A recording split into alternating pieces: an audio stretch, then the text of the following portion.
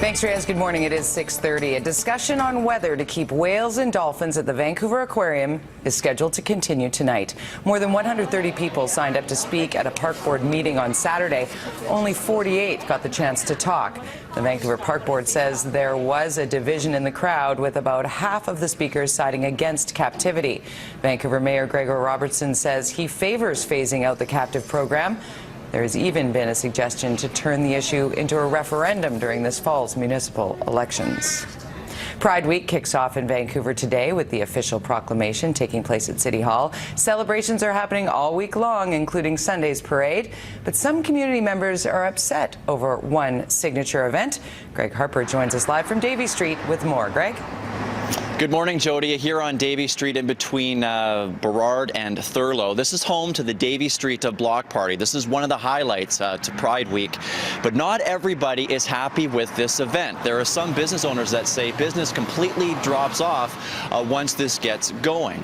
So the Davie Street Block Party means that 4-foot fencing gets put up along Davie between Burrard and Thurlow. This happens at around 4 o'clock. The party gets underway at 7. There are some business owners, though, that say it cages people in. People can't see what's going on, and they're not getting any business because of it. Organizers, though, say that changes to the provincial liquor law came in too late for them to make changes to the event. I think the buildings could be used as the barricade, and I think you could fence off either end of the street, and then it's open. You can use wristbands. You know, if you want to go in and you're under a drinking age, your wristband would be a different color.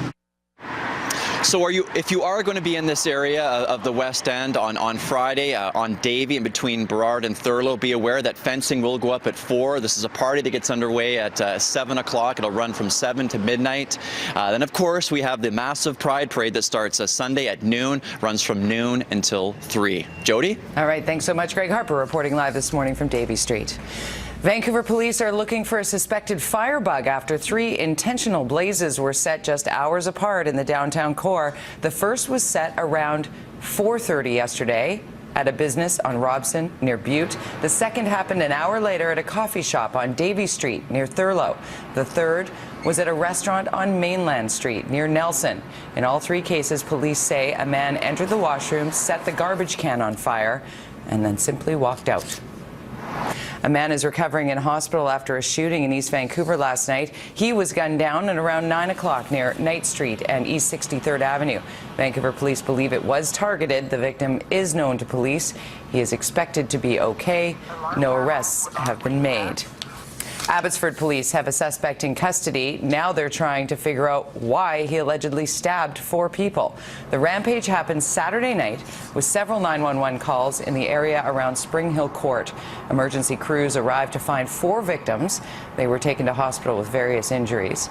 The suspect is in his 30s. He was tracked down to a basement suite and arrested.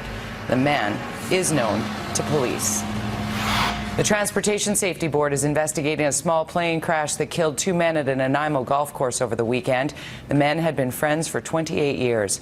Family members say Michael Weir and Gerald Tom built the plane together last year. It's not known who was flying when the plane crashed shortly after takeoff.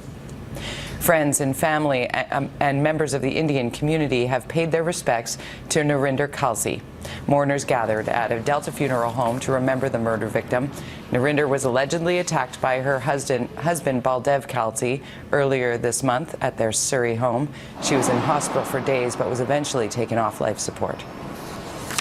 The accused is somebody who was in a relationship where there should have been protection, love, and honor. And until we hear of what actually happened, the fact that the family has to grapple with the thought that she was murdered at the hands of a loved one is something I think that is especially hard for everybody. Baldev Kalsi has been charged with second-degree murder and removed as president of a Surrey Sikh temple.